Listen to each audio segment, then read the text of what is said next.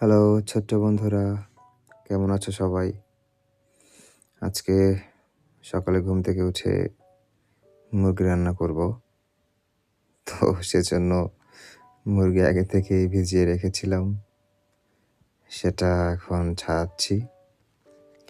তারপর পানি দিয়ে ধুইলাম। তারপর যেসব ইনগ্রিডিয়েন্টস লাগে আরকি মুরগি রান্নার জন্য সেগুলা সাজায় গোছায় নিলাম। সেম প্রসেস, পেঁয়াজ কাটাকাটি, মরিচ, রসুন যেগুলো আছে এগুলা। ওকে, তো এবার আসি আসল কথায়। যে আমি ব্লগার হতে চাচ্ছি কিনা বা ভিডিও বানানো শুরু করছি কিনা। আসলে ব্যাপারটা এমন কিছুই না। ব্যাপারটা হচ্ছে যে আমি দিনের বেশিরভাগ টাইমেই বাসার বাইরেই থাকি। তো যখন বাসায় আসি তখন আসলে খুব একা একা লাগে। সো আর একা টাইমটা আসলে খুব বোরিং। যেহেতু আমি কখনোই একা ছিলাম না, সো একা থাকাটা আমার জন্য কষ্টের। সো এজন্য নিজেকে ব্যস্ত রাখার জন্য আসলে কি করলে ব্যস্ত থাকবো, সো সেটা অনেক চিন্তা করে দেখলাম যে যদি আমি একটা ভিডিও বানাই, সেই ভিডিও করতে একটা ব্যস্ত সময় যাবে। তারপর আমি যদি সেগুলো এডিট করি সেটাতেও একটা সময় যাবে আরকি। সো তো এইজন্যই আরকি ফ্রি টাইমে ভিডিও বানাই। বানাইতেছি আরকি। তো প্রসেস এটাই। ১ম এ আমি মুরগির ভেতরে একটু লবণ দিয়ে নিলাম। সেটা হচ্ছে আমি প্রেসার কুকারে রান্নাবো আজকে।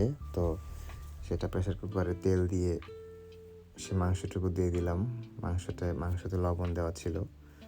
লবণ দিয়ে সুন্দর করে আগে মাংসটুকু আমি ভেজে নিচ্ছি, কারণ আমি এভাবেই খাই, এভাবেই রান্না করি। আমি জানি না অন্যরা কীভাবে করে, বাট আমি এভাবেই করি। তো ভেজে নিচ্ছি।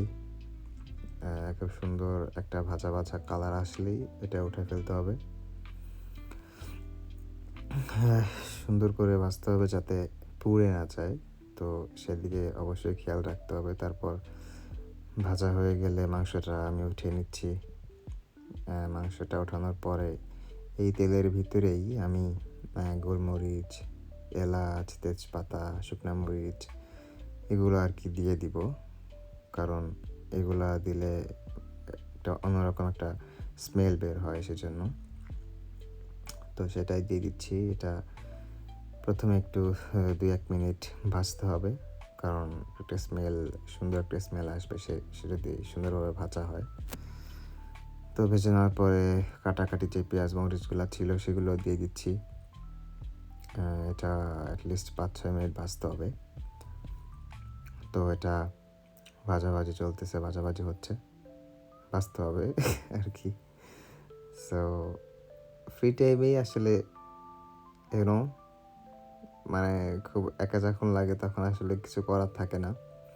তো সেজন্যই আসলে এগুলা করতেছি আর কি, just for fun, nothing else.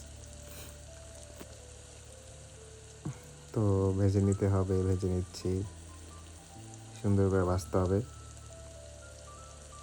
হ্যাঁ, ইয়া সো তারপর একটু ভাজা হলে লবণ দিতে হবে, হলুদ দিতে হবে, শুকনো মরিচ দিতে হবে। পর্যাপ্ত পরিমাণে যতটুকু আমরা দিয়ে থাকি আর কি। আদা দিলাম একটু, আবার লবণ দিয়ে নিলাম। তারপর এটা ভাজতে হবে। মূলত এটাকে কষানি বলে। আই ডোন্ট নো কষানি নাকি অন্য কিছু, বাট আমি শুনেছি এটা কষানি। তো এটার ভিতরে একটু পানি দিলে এটা বেটার হয়। সেজন্য একটু পানিও দিয়ে নিলাম। এরপর একটু যখন তেলটা বের হবে পানি থেকে, নিচে যখন এমন একটা তেল বের হবে তখনই আসলে মাংসটুকু দিয়ে দিতে হবে। যে মাংসটা আসলে নিয়ে ভেজে উঠে রাখছিলাম সেটা এখন দিয়ে দিলাম। দিয়ে এবার সুন্দর করে মিক্স করতে হবে। প্রায় ৭-৮ মিনিট মিক্স করলে ভালো করে মাংসের ভিতরে মশলাগুলো যাবে, সে মাংসটা অনেক টেস্টি হবে। তো সেটাই মিক্স করতেছি। It looks good, I don't know, yeah it looks good. দেখতে ভালো লাগতেছে, খাইতেও অনেক সুন্দর হয়েছে, বাট দেখতে এটা খুবই সুস্বাদু লাগতেছে, আই ডোন্ট নো। সো এভাবে ৭-৮ মিনিট ভেজে মাংসটাকে কষানোর পরে এই মাংসের ভেতরে গরম পানি দিতে হবে। পর্যাপ্ত পরিমাণে গরম পানি 2 কাপ বা 3 কাপ আমি গরম গরম পানি করে সেটা আর কি দিয়ে দিলাম পর্যাপ্ত পরিমাণে। এরপর আসলে নাড়াইতে হবে। এটা নাড়ানোর প্রয়োজনও নাই, নাড়াইলে ভালো হয়।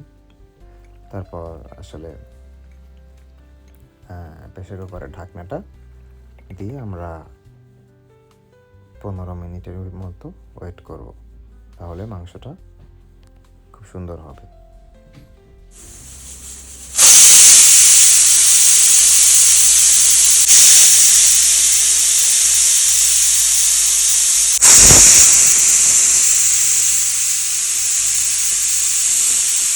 সো হুইসেলগুলো দেওয়ার পরে 8-10 মিনিট 15 মিনিট পরে মাংসটা উঠায় নিতে হবে প্রেসার কুকারটা। তারপর 10 মিনিট রেখে দেওয়া লাগবে যাতে ভিতরের পাইপগুলো বের হয়ে যায়। সো তারপর খুলতে হবে। এই যে so it looks really good and it was really so tasty man, really আসলে ভালো ছিল। আর গত ভিডিওতে আমার অনেক ভুল হয়েছে বলতে আমি বলছি ঘুটাইতে হবে। সো আমার আম্মু সেটা ঠিক করে দিছে, বলছে যে মিক্স করতে হবে, এটা যেন বলি। So thank you so much, bye by.